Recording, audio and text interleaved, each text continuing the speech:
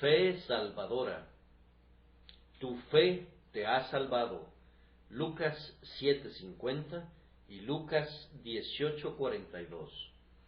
Yo no recuerdo que esta expresión pueda ser encontrada en ninguna otra parte de la Biblia. Está en estos dos versículos del Evangelio de Lucas, pero no la hallamos en los demás evangelios. Lucas también nos da una expresión parecida o casi idéntica en otros dos pasajes: tu fe te ha sanado. Esta expresión fue usada en referencia a la mujer cuyo flujo de sangre había sido detenido instantáneamente, Lucas 8:48, y también en conexión con el único de los 10 leprosos que regresó para glorificar al Salvador por la limpieza que había recibido, Lucas 17:19. Podrán encontrar la expresión tu fe te ha sanado una vez en Mateo y 2 veces en Marcos, pero la hallarán 2 veces en Lucas, además de las palabras de nuestro texto que son repetidas 2 veces: tu fe te ha salvado. ¿Acaso nos equivocamos al suponer que la larga convivencia de Lucas con el apóstol Pablo le permitió no sólo recibir la grandiosa doctrina de la justificación por la fe que Pablo enseñaba de manera tan clara, y otorgarle a la fe esa alta importancia que Pablo siempre le daba, sino también tener esa memoria peculiar de esas expresiones usadas por el Salvador en las que la fe era honrada de manera manifiesta y a un grado sumamente elevado? Aunque Lucas no habría escrito nada que no fuera verdadero simplemente para proclamar esa grandiosa doctrina enseñada por el apóstol tan claramente, sin embargo, yo creo que su plena convicción de ella le habría ayudado a traer a su memoria más vívidamente esas palabras del Señor Jesús en las cuales se podría entender esa doctrina de manera más clara y con ejemplos.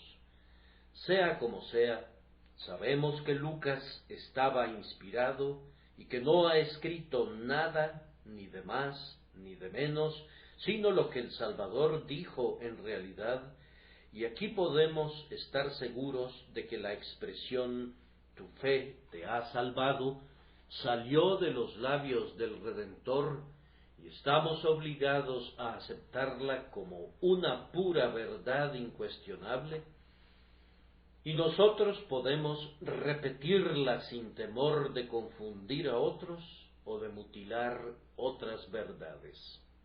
Menciono esto porque el otro día escuché decir a un amigo sincero que la fe no nos salvaba, y ante este anuncio yo quedé más bien sorprendido.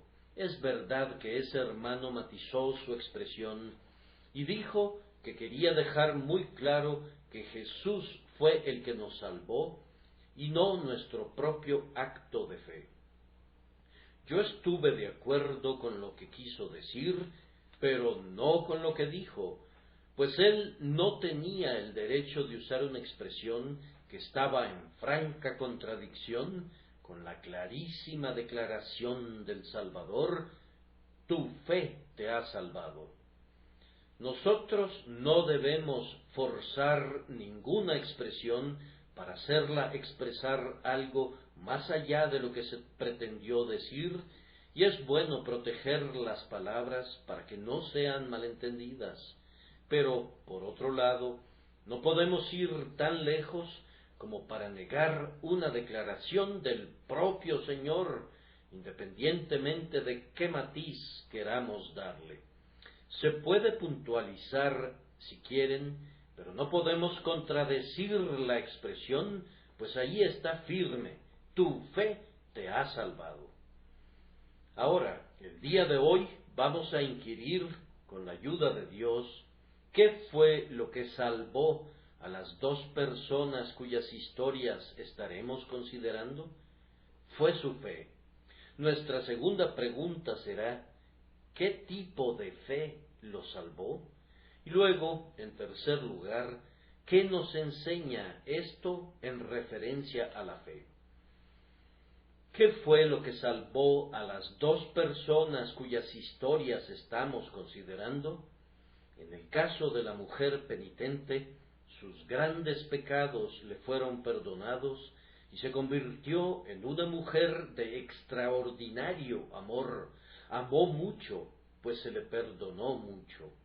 Al pensar en ella, siento un poco como aquel eminente padre de la Iglesia que decía: yo no puedo predicar bien en relación con esta narración, prefiero más bien llorar al respecto de ella en secreto. Las lágrimas de esa mujer, las trenzas sueltas de esa mujer secando los pies del Salvador, el hecho de que se acercara a su Señor a pesar de quienes lo rodeaban, enfrentándose a sus orgullosos comentarios con una determinación muy firme y resuelta de honrar a Jesús, ciertamente entre quienes han amado al Salvador no ha vivido nadie más grande que esta mujer, que fue una pecadora. Y sin embargo, a pesar de todo eso, Jesús no le dijo: tu amor te ha salvado. El amor es una manzana de oro del árbol cuya raíz es la fe, y el Señor tuvo cuidado de no atribuir al fruto eso que sólo pertenece a la raíz. Esta mujer, llena de amor también, fue muy notable por su arrepentimiento. Observen bien esas lágrimas. Esas no eran lágrimas de emoción sentimental, sino una lluvia procedente del santo dolor del corazón por el pecado. Ella había sido pecadora y lo sabía. Ella recordaba muy bien la multitud de sus iniquidades y sentía que cada pecado merecía una lágrima, y allí estaba ella, deshaciéndose en lágrimas, porque había ofendido a su amado Señor. Y sin embargo, no se dice: tu arrepentimiento te ha salvado. Ser salva causó su arrepentimiento, pero el arrepentimiento no la salvó. El dolor por el pecado es una muestra temprana de la gracia en su corazón, y, sin embargo, no se dice en ninguna parte: tu dolor por el pecado te ha salvado. Ella era una mujer de gran humildad. Se acercó al Señor por detrás y lavó sus pies, como si sólo se sintiera capaz de ser una sierva de baja categoría, encargándose de obras fatigosas, pero encontrando placer al hacer eso para servir al Señor. Su reverencia por Él había alcanzado un punto muy elevado. Ella lo veía como un rey, e hizo lo que algunas veces han hecho celosos súbditos por los monarcas. Ella besó los pies del Señor de su corazón, del soberano de su alma, pero no encuentro que Jesús haya dicho: tu humildad te ha salvado, o que haya dicho: tu reverencia te ha salvado, pero puso la corona sobre la cabeza de su fe y le dijo expresamente: tu fe te ha salvado, ve en paz. En el caso del ciego a quien se refiere mi segundo texto, este hombre era notable por su confianza. Él clamaba y daba voces: Hijo de David, ten misericordia de mí. Él era notable por su importunidad, pues quienes querían callarlo le reprendían en vano. Él clamaba mucho más: Hijo de David, ten misericordia de mí. Pero yo no descubro que Jesús haya atribuido su salvación a sus oraciones, aunque hubieran sido llenas de confianza e importunas. No está escrito: tus oraciones te han salvado. Está escrito: tu fe te ha salvado. Él era un hombre de conocimiento claro y considerable, y tenía un claro entendimiento del verdadero carácter de Cristo. Él no quiso llamarlo Jesús de Nazaret, como lo hacía la muchedumbre, sino que lo proclamó Hijo de David, y en la presencia de ese tropel de gente tuvo el valor de declarar su plena convicción que ese hombre humilde, vestido con las ropas de un campesino, que iba abriéndose paso en la multitud, no era otro que el heredero al reino de la línea real de Judá, quien daría pleno cumplimiento al tipo de David, el Mesías esperado, el Rey de los judíos, el Hijo de David. Y sin embargo, no encuentro que Jesús haya atribuido su salvación a su conocimiento, ni a su claro entendimiento, o a su clara referencia al Mesías, sino que le dijo, tu fe te ha salvado, poniendo todo el énfasis de su salvación en su fe. Siendo esto así en ambos casos, somos llevados a preguntarnos, ¿cuál es la razón de esto? ¿Por qué en cada caso, en cada hombre que es salvado, la fe es el gran instrumento de salvación? No es, primero, porque Dios tiene el derecho de elegir el camino de salvación que a Él le plazca, y Él ha elegido que los hombres deben ser salvos no por sus obras, sino por su fe en su amado Hijo. Dios tiene el derecho de otorgar su misericordia a quien Él quiera. Él tiene el derecho de darla cuando Él quiera. Él tiene el derecho de concederla del modo que Él quiera. Y sepan esto, oh hijos de los hombres, que el decreto del cielo es inmutable y permanece firme para siempre. El que creyere y fuere bautizado será salvo, mas el que no creyere será condenado. Para esto no habrá ninguna excepción. Jehová ha establecido la regla y será aplicada siempre. Si quieres alcanzar la salvación, cree en el Señor Jesucristo y serás salvo. Pero si no crees, la salvación es totalmente imposible para ti. Este es el camino señalado. Síguelo y te llevará al cielo. Recházalo y perecerás. Esta es la determinación soberana. El que en él cree no es condenado, pero el que no cree ya ha sido condenado porque no ha creído en el nombre del unigénito Hijo de Dios.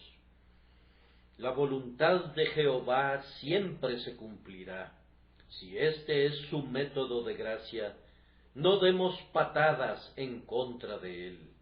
Si él determina que la fe te salvará, así será. Solo, buen Señor, crea e incrementa nuestra fe.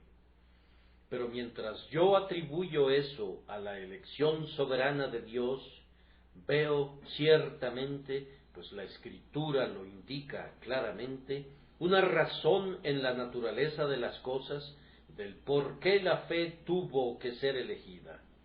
El apóstol nos dice que es por fe para que pueda ser por gracia. Si la condición de la salvación hubiese sido el sentimiento o las obras, entonces tal es la depravación de nuestra naturaleza que inevitablemente atribuiríamos el mérito de la salvación a las obras o al sentimiento.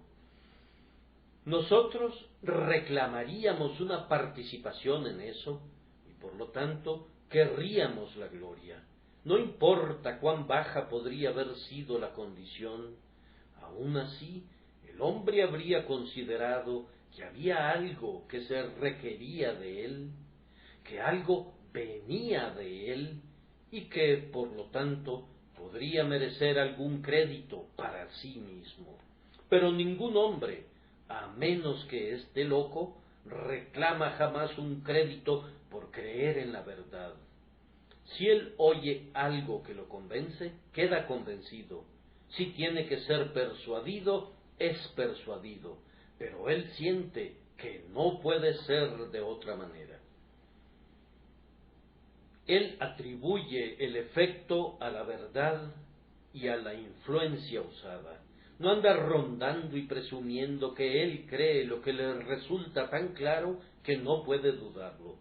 Si en verdad presumiera de fe espiritual, todos los hombres pensantes dirían de inmediato: ¿por qué razón presumes del hecho de haber creído, especialmente cuando esta fe nunca hubiera sido tuya si no hubiera sido la fuerza de la verdad la que te convenció y la obra del Espíritu de Dios la que te constriñó a creer?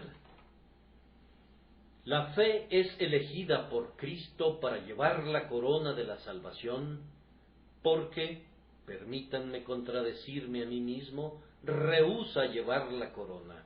Fue Cristo quien salvó a la mujer penitente, fue Cristo quien salvó al mendigo ciego, pero Él se quita la corona de su cabeza, tan amada es la fe para Él, y pone la diadema sobre la cabeza de la fe y dice: tu fe te ha salvado, porque está absolutamente seguro que la fe nunca tomará la gloria para sí, pero pondrá nuevamente la corona junto a los pies traspasados y dirá: no es para mí la gloria, pues tú lo has hecho, tú eres el Salvador y sólo tú. Entonces, para ilustrar y para proteger los intereses de la gracia soberana y para eliminar toda la vanagloria, le agradó a Dios hacer que el camino de la salvación sea por la fe y no por ningún otro medio. Y esto no es todo. Le queda muy claro a todo aquel que piense que para la regeneración del corazón, que es la parte principal de la salvación, está bien comenzar con la fe, porque una vez ejercitada correctamente la fe, se convierte en el motor de la naturaleza entera. El hombre cree que él ha sido perdonado. ¿Qué pasa entonces? Siente gratitud hacia aquel que lo ha perdonado. Sintiendo gratitud, es muy natural que odie todo aquello que desagrada a su Salvador y que ame intensamente lo que le agrada a aquel que lo salvó, de tal forma que la fe opera sobre la naturaleza entera y se convierte en el instrumento en la mano del Espíritu regenerador, por el cual todas las facultades del alma son puestas en la condición correcta. De la manera que un hombre piensa en su corazón, así es ese hombre, pues sus pensamientos salen de sus creencias. Si ese hombre es rectificado en sus creencias, entonces su entendimiento operará sobre sus afectos y todos los otros poderes de su condición de hombre, y todas las viejas cosas pasarán, todas las cosas se convertirán en nuevas por medio del maravilloso efecto de la fe, que es de la operación de Dios. La fe obra por amor, y por medio del amor purifica el alma, y el hombre se convierte en una nueva criatura. Entonces, ¿ven ustedes la sabiduría de Dios? Él puede elegir el camino que Él quiera, pero Él elige un camino que simultáneamente guarda su gracia de nuestras jactancias malvadas, y por otro lado produce en nosotros una santidad que de otra forma nunca hubiera estado allí. Fe en la salvación, sin embargo, no es una causa meritoria, ni es tampoco en ningún sentido la salvación misma. La fe nos salva de la misma manera que la boca nos salva del hambre. Si tenemos hambre, el alimento es la cura real para el hambre, pero todavía sería correcto decir que comer quita el hambre, viendo que el propio alimento no podría beneficiarnos a menos que la boca lo reciba. La fe es la boca del alma por medio de la cual se sacia el hambre del corazón. Cristo es también la serpiente de bronce levantada. Todo el poder de sanar está en él. Sin embargo, el poder de sanar no sale de la serpiente de bronce hacia quienes no miran, de tal manera que el mirar es correctamente considerado como el acto que salva. Cierto, en el sentido más profundo es Cristo levantado quien salva, y a Él sea toda la gloria, pero sin mirarlo a Él no pueden ser salvos. Así que hay vida cuando se mira, así como hay vida en el Salvador, a quien ustedes miran. Nada es de ustedes en tanto que no se lo apropien. Si quieres recibir riquezas, la cosa de la que te apropias te enriquece. No es incorrecto, sino estrictamente correcto decir que es la apropiación de la bendición lo que te hace rico. La fe es la mano del alma. Al estirarla, se aferra a la salvación de Cristo y así, por fe, somos salvos. Tu fe te ha salvado. No debo quedarme más tiempo en este punto. Es muy evidente por el texto que la fe es el gran instrumento de la salvación. ¿Qué tipo de fe salvó a esas personas?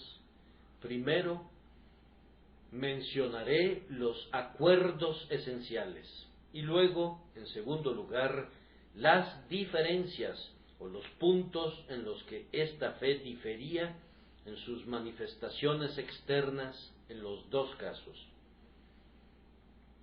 En los casos de la mujer penitente y del mendigo ciego, su fe estaba fijada únicamente en Jesús. No pueden descubrir nada flotando en su fe en Jesús que la haya adulterado. Una fe en Él sin ninguna mezcla. La mujer se abrió paso hacia Él, sus lágrimas cayeron sobre Él, su ungüento fue para Él, sus trenzas sueltas fueron una toalla para sus pies.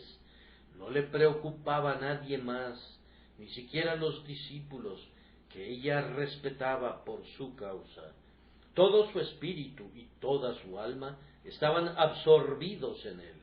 Él podía salvarla, Él podía borrar sus pecados. Ella creía en Él, ella lo hizo para Él. Lo mismo fue el caso con ese hombre ciego. No tenía ningún pensamiento acerca de algunas ceremonias que debían desempeñar los sacerdotes. No tenía ninguna idea que le hubiera llegado por medio de los médicos.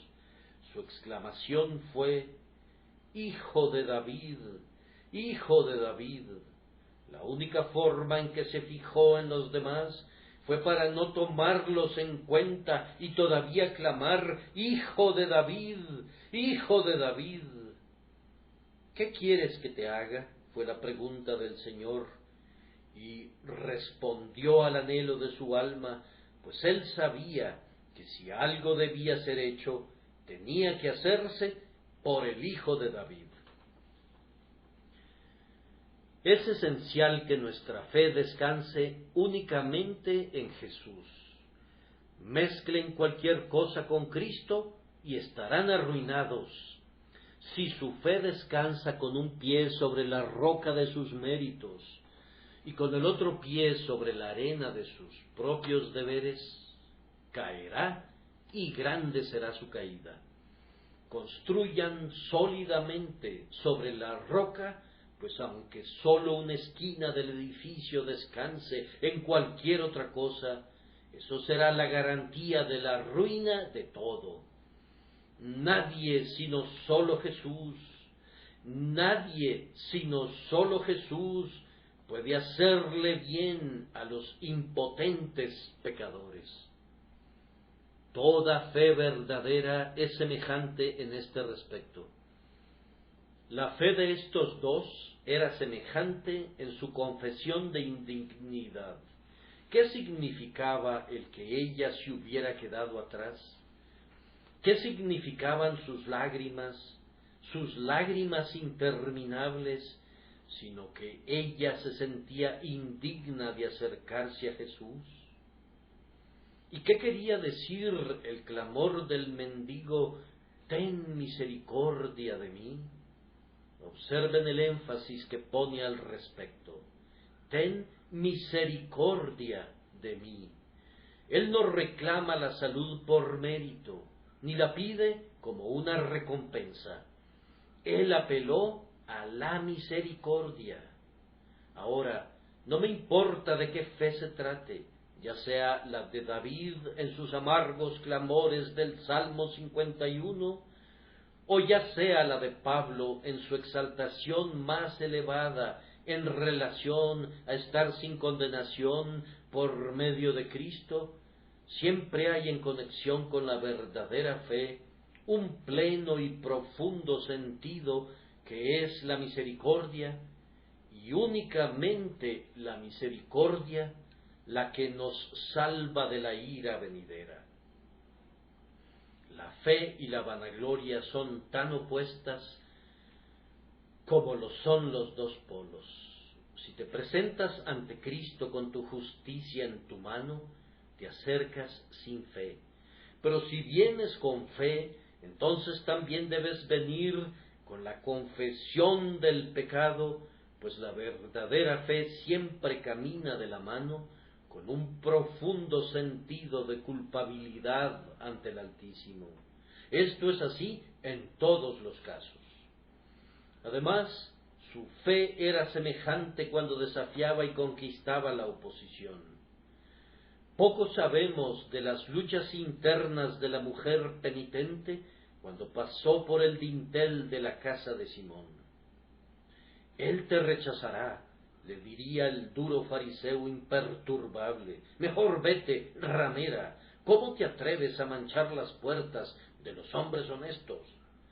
Pero sin importar lo que ocurra, ella atraviesa las puertas, se aproxima a los pies del Salvador que están extendidos hacia la entrada, estando él recostado a la mesa, y allí se queda. Simón la miró, quería que su mirada la marchitara, pero el amor de ella por Cristo estaba muy bien arraigado para ser marchitado por él.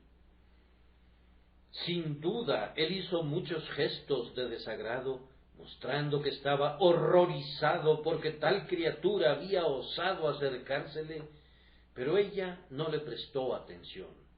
Su Señor estaba allí y ella se sentía segura. Tímida como una paloma, ella no temblaba cuando él se encontraba cerca, pero no devolvía miradas desafiantes a los desplantes de Simón. Sus ojos estaban ocupados en llorar. Ella no se volvió para demandar una explicación por sus movimientos poco amables, pues sus labios estaban ocupados en besar sus amados pies. Su Señor era todo para ella. Ella triunfó por medio de la fe en él y mantuvo su posición y no abandonó la casa hasta que él la despidió con ve en paz. Ocurrió lo mismo con el ciego. Él dijo, Hijo de David, ten misericordia de mí. Ellos le reprendieron, cállate, ciego, ¿a qué vienen estos clamores? La elocuencia de él es música, no lo interrumpas. Nunca un hombre habló como él está hablando. Cada tono tiene el sonido de arpas de los ángeles. Calla, ¿cómo te atreves a estropear su discurso? Pero por sobre y por encima de todos ellos se elevó aún más la petición importuna, Hijo de David, ten misericordia de mí. Y el ciego prevaleció. Toda fe verdadera se enfrenta a oposición. Si tu fe no se enfrenta a pruebas nunca, no es nacida de la raza de la iglesia militante. Esta es la victoria que ha vencido al mundo, nuestra fe. Pero en esa misma declaración se indica que hay algo que debe ser vencido y que la fe debe pelear una guerra para existir.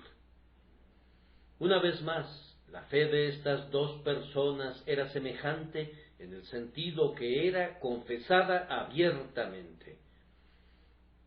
No voy a decir que la confesión tomó la misma forma en ambos casos, pues no fue así, pero aún así ambas fueron confesiones abiertas. Allí está el Salvador y allí viene la penitente llorando. Ella lo ama. ¿Le da vergüenza decirlo? Podría acarrearle reproches. Ciertamente este hecho reavivará los viejos reproches en su contra, pues ella ha sido una pecadora. No importa lo que haya sido, ni quién está presente viéndola. Ella ama a su Señor y quiere mostrarlo. Ella trae ungüento y ungirá sus pies, aun en presencia de los fariseos que ciertamente iban a decir: ¿esta también pertenece a los discípulos de Cristo? ¡Qué calidad de mujer convertida! Una excelente conquista es esta para su reino. Una prostituta se convierte en discípula. ¿Qué podemos esperar a continuación? Ella debe haber sabido y sentido todo eso, pero aún así no hubo ningún encubrimiento. Ella amaba a su Señor y lo iba a proclamar de tal forma que en la propia casa del fariseo, ya que no había una oportunidad más conveniente, se adelanta y sin palabras, pero con acciones mucho más elocuentes que las palabras, dice: yo lo amo. Estas lágrimas lo mostrarán. Este ungüento va a difundir su conocimiento conforme su dulce perfume llene la habitación, y cada rizo de mi cabello será un testigo de que yo le pertenezco al Señor y Él me pertenece a mí. Ella proclamó su fe. Y lo mismo hizo el ciego. No se sentó simplemente diciendo: yo sé que Él es el Hijo de David, pero no debo decirlo. Ellos decían, algunos con desprecio y otros con indiferencia: es Jesús de Nazaret. Pero el ciego no iba a aceptar eso. Tú, hijo de David, dijo. Yo le escucho exclamar muy fuerte, por encima del ruido de ellos, como un heraldo proclamando al rey: Hijo de David. Pues bien, señores, me parece que él fue exaltado a un elevado oficio. Se convirtió en el heraldo del rey y lo proclamó, y esto pertenece a un elevado oficial del Estado en nuestro país. El mendigo ciego mostró una gran decisión y valor. En efecto clamó: tú eres el Hijo de David. Hijo de David, yo te proclamo, serás proclamado Hijo de David, y no importa quién quiera negarlo, solo vuelve tus ojos y ten misericordia de mí. ¿Hay alguien aquí que tenga fe en Cristo de la cual se avergüence? Yo también me avergüenzo de él, y Cristo también se avergonzará de él, cuando venga en la gloria de su Padre y todos sus santos ángeles con él. ¿Te avergüenzas de manifestar que eres honesto? Entonces, creo que vives rodeado de malas compañías, donde ser un malhechor es ser famoso, y si te avergüenza decir: yo amo a mi Señor, me parece que estás haciendo la corte a los enemigos de Cristo, y entonces, ¿acaso no eres tú también un enemigo? Si lo amas, dilo. Ponte el uniforme del regimiento de tu Señor, alístate en su ejército, da un paso al frente y declara: yo y mi casa serviremos a Jehová. Su fe, entonces, era semejante a estos 4 puntos específicos, estaba puesta únicamente en él, estaba acompañada de un sentimiento de indignidad, luchó y conquistó la oposición y fue declarada abiertamente frente a todos los presentes. Apelando a su paciencia, voy a tratar de mostrar las diferencias entre ambas en relación a sus manifestaciones. En primer lugar, la fe de la mujer actuó como una fe de mujer. Ella mostró un amor tierno, y los afectos son la gloria y la fortaleza de las mujeres. Así era ciertamente en ella. Su amor era intenso, amor femenino, y ella lo volcó en el Salvador. La fe del hombre actuó como la fe de un varón en su determinación y fuerza. Persistió en clamar: tú, hijo de David. Había mucho de masculino acerca de su fe, así como había mucho de femenino en la fe de la mujer penitente, y todo debe ser conforme a su orden y sus sazones. No hubiera sido propio que la voz de una mujer se escuchara muy sonora por encima de la multitud. Hubiera parecido fuera de lugar que las lágrimas de un hombre hubieran caído en los pies del Salvador. Cualquiera de los 2 casos habría podido justificarse, pero ninguno de los 2 hubiera sido tan apropiado. Pero ahora ambos son apropiados, puesto que son excelentes. La mujer actúa como una mujer piadosa debe hacerlo. El hombre actúa como un hombre piadoso. Nosotros no debemos medirnos conforme a la medida de otras personas. Hermano mío, no digas: yo no podría derramar lágrimas. ¿Quién te pidió que lo hicieras? Las lágrimas de un hombre están básicamente adentro y deben quedarse allí. Nos corresponde a nosotros usar otros modos de demostrar nuestro amor. Hermana mía, no digas: yo no podría actuar como un heraldo y proclamar públicamente al rey. No dudo que podrías hacerlo si hubiera necesidad de ello, pero tus lágrimas en secreto y esas mudas muestras de amor a Jesús que tú le estás brindando no son menos aceptables, porque no son las mismas que un hombre daría. No, sino que son las mejores, porque son las adecuadas para ti. No pienses que todas las flores del jardín de Dios deben florecer con el mismo color o derramar el mismo perfume. A continuación observen que la mujer actuó como una mujer que había sido pecadora. ¿Qué puede ser más conveniente que las lágrimas? ¿Qué lugar puede ser más adecuado para ella que estar a los pies del Salvador? Ella había sido una pecadora, ella actúa como una pecadora. Pero el hombre que había sido un mendigo actúa como un mendigo. ¿Qué hace un mendigo sino clamar por limosna? ¿Acaso no mendigó gloriosamente? Jamás nadie practicó con mayor ahínco su profesión que él. Hijo de David, dijo: ten misericordia de mí. A mí no me hubiera gustado haber visto al mendigo sentado a la vera del camino llorando, ni tampoco haber escuchado a la mujer penitente dando gritos. Ninguna de esas 2 cosas hubiera sido natural o apropiada.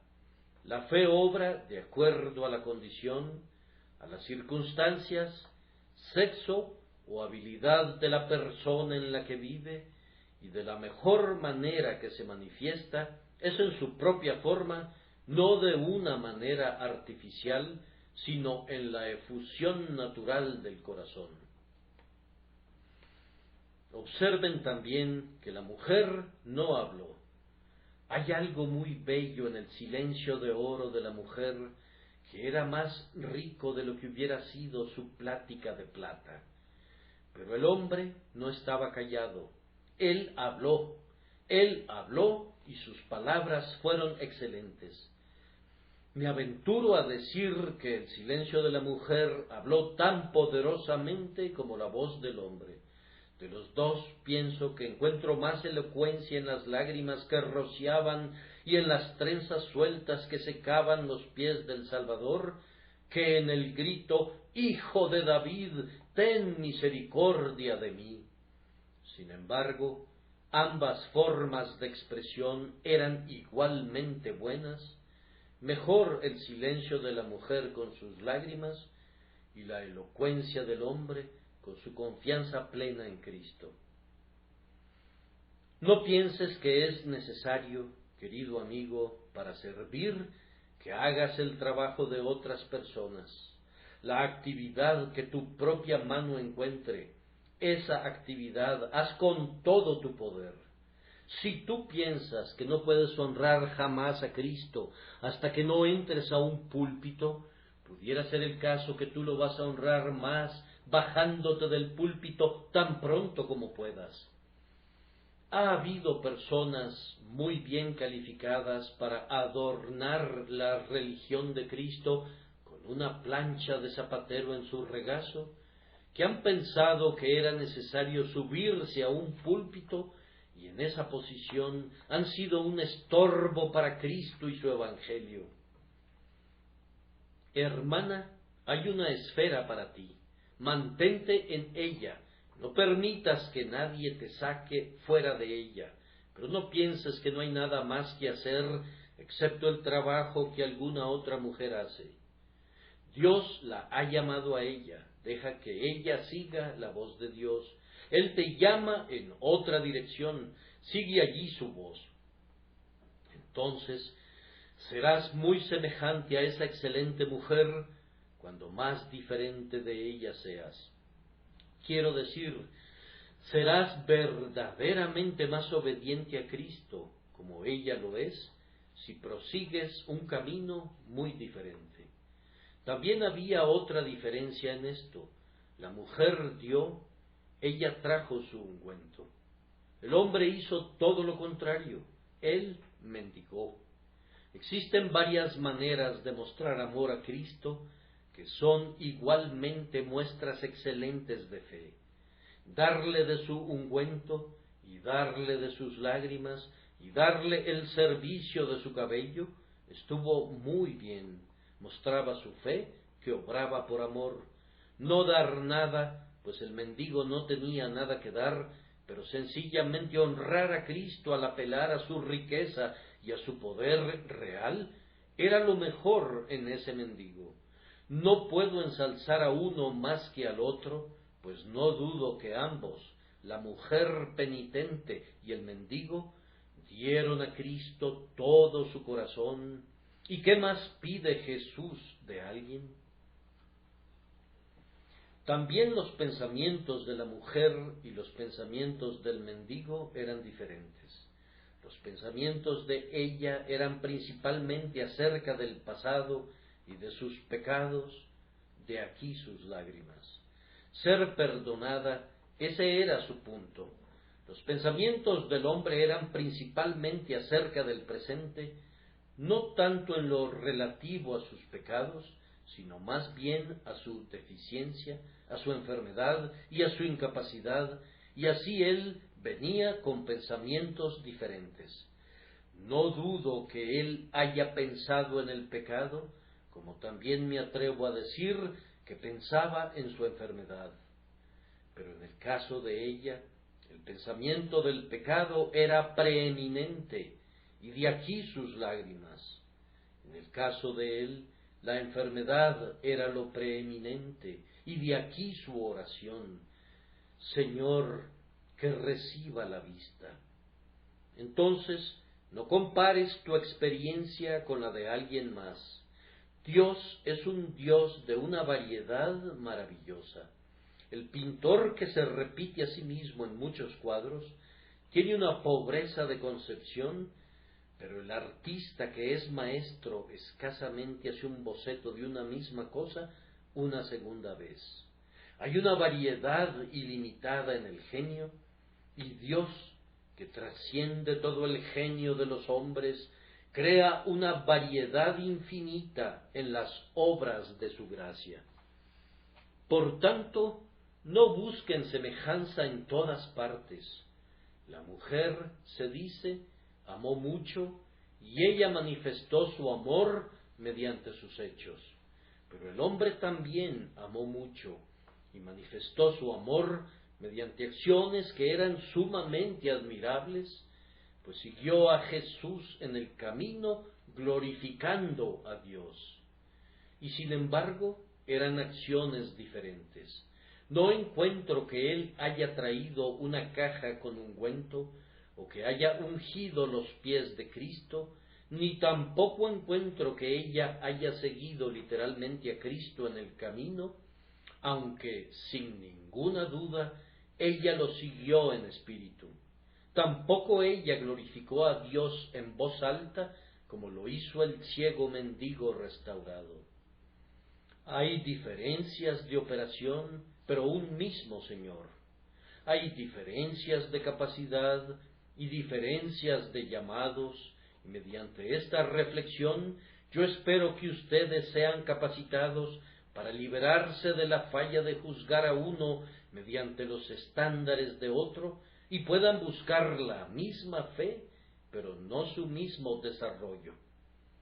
Este tema es tan interesante que yo quiero que me sigan todavía mientras bosquejo rápidamente el caso de la mujer y a continuación el del hombre, sin mencionar cada una de las diferencias, sino permitiendo que los dos cuadros se graben de manera separada en sus mentes. Observen a esta mujer. Qué extraño compuesto era ella. Ella estaba consciente de ser indigna y por lo tanto lloró, y a pesar de ello se acercó a Jesús. Sus actos fueron de cercanía y comunión. Ella lavó sus pies con lágrimas, los secó con los cabellos de su cabeza, y durante todo ese tiempo los besaba una y otra vez, mas ésta, desde que entré, no ha cesado de besar mis pies, dijo Cristo. Un sentido de indignidad y el gozo de la comunión estaban entremezclados. Oh fe divina que funde a ambos. Ella estaba muy avergonzada y sin embargo fue muy audaz. Todavía no se atrevía a mirar al Señor en su rostro, se le acercó por detrás y sin embargo se atrevió a enfrentarse a Simón y a permanecer en su habitación, ya fuera que la mirara con malos ojos o no. He conocido a algunos que se han sonrojado ante la faz de Cristo, que no se habrían sonrojado ante un juez, ni en la hoguera si hubieran sido arrastrados allí por causa de Cristo. Una mujer así era Anne Askew, humilde ante su Señor, pero como una leona ante los enemigos de Dios. La mujer penitente lloró, ella se lamentaba, pero tenía un gozo profundo. Yo sé que lo tenía, pues cada beso significaba gozo. Cada vez que ella levantaba ese bendito pie y lo besaba, su corazón saltaba en un arrebato de amor. Su corazón conocía la amargura por el pecado, pero también conocía la dulzura del perdón. ¡Qué combinación! La fe hizo el compuesto. Ella era humilde, no había nadie más humilde. Sin embargo, vean cómo ella toma sobre sí tratar con el propio rey. Hermanos, ustedes y yo estaríamos satisfechos, y bien podemos estarlo, si pudiéramos lavar los pies de los santos, pero ella no. Oh, el valor de esta mujer, Ella atravesó el patio exterior y se fue directo al trono del rey para rendir allí su homenaje en su propia persona, hacia su persona, y lavar los pies del admirable, el consejero, Dios fuerte. Yo no sé que algún ángel haya jamás desempeñado tal labor y servicio, y por tanto esta mujer tiene preeminencia al haber hecho por Jesús lo que ningún otro ser hizo jamás. He dicho que ella estaba callada, y sin embargo habló. Agregaré que fue despreciada, pero Cristo la colocó en elevado lugar, e hizo que Simón, que la despreciaba, se sintiera pequeño en la presencia de ella. Voy a agregar también que ella era una gran pecadora, pero era una gran santa. Su condición de gran pecadora, cuando fueron perdonados sus pecados, se convirtió en la materia prima de la cual salen los grandes santos por la fuerza poderosa de Dios. Finalmente, ella fue salvada por fe, eso nos dice el texto, pero si alguna vez hubo un caso en el que Santiago no pudo haber dicho, ¿podrá la fe salvarle?, y en el que debió haber dicho, aquí está una que muestra su fe por sus obras, era el caso de esta mujer. Allí está frente a ti. Imita su fe, aunque no puedas, en verdad, copiar sus obras. Ahora miren al hombre. Él era ciego, pero podía ver mucho más que los fariseos, que decían que podían ver. Ciego, pero su visión óptica interna vio al rey en su belleza, vio el esplendor de su trono y lo confesó. Era un mendigo, pero tenía un alma real y una fuerte determinación soberana que no podía ser reprimida. Tenía el tipo de mente que habita en hombres que son príncipes entre sus compañeros. Él no iba a ser detenido por discípulos, no, ni por apóstoles. Él ha comenzado a orar y va a orar hasta obtener la bendición que busca. Noten bien que lo que sabía era lo que proclamaba, lo que deseaba era lo que pedía y entendía lo que necesitaba. Señor, que reciba la vista. Él estaba claro acerca de sus necesidades y claro acerca de la única persona que podía suplirlas. Él esperaba lo que pedía, pues cuando se le ordenó que se acercara, él evidentemente esperaba que su vista fuera restaurada, pues otro evangelista nos narra que arrojó su capa de mendigo. Sintió que nunca necesitaría mendigar de nuevo. Estaba seguro que sus ojos estaban a punto de abrirse. Finalmente, estaba muy agradecido por lo que recibió, pues tan pronto pudo caminar sin un guía, tomó a Cristo como su guía y le siguió en el camino, glorificándolo. Vean ambos cuadros. Espero que perciban las sombras y las luces de ambos, hasta que los incline a convertirse en una pintura diferente y clara hecha por el mismo artista, cuya mano únicamente puede producir tales maravillas. ¿Qué nos enseña esto en referencia a la fe? Primero, nos enseña que la fe tiene la máxima importancia. Les ruego, mis oyentes, que verifiquen si ustedes tienen la preciosa fe, la fe de los elegidos de Dios. Recuerden que en la Escritura no hay muchas cosas que sean llamadas preciosas, pero está la sangre preciosa y con ella va la fe preciosa. Si no tienen eso, están perdidos. Si no tienen eso, no son aptos para vivir ni aptos para morir. Si no tienen eso, el eterno destino de ustedes será desesperación infinita. Pero si tienen fe, aunque sea como un grano de semilla de mostaza, ustedes son salvos. tu fe te ha salvado. Además, aprendan que la principal materia en la fe es la persona a quien creen. No digo la persona en quien creen, eso sería verdadero, pero no una expresión muy escritural. Pablo no dice, según lo cita la mayoría de las personas, yo sé en quién he creído. La fe le cree a Cristo. La fe de ustedes debe reconocerlo como una persona y venir a Él como persona y no descansar simplemente en su enseñanza o únicamente en su obra, sino en Él. Venid a mí todos los que estáis trabajados y cargados, y yo os haré descansar. Un Salvador personal para los pecadores. ¿Están confiando en Él únicamente? ¿Le creen a Él? Ustedes saben que la seguridad del edificio depende principalmente de los cimientos, y si los cimientos no son los adecuados, pueden construir como quieran, pero no durará.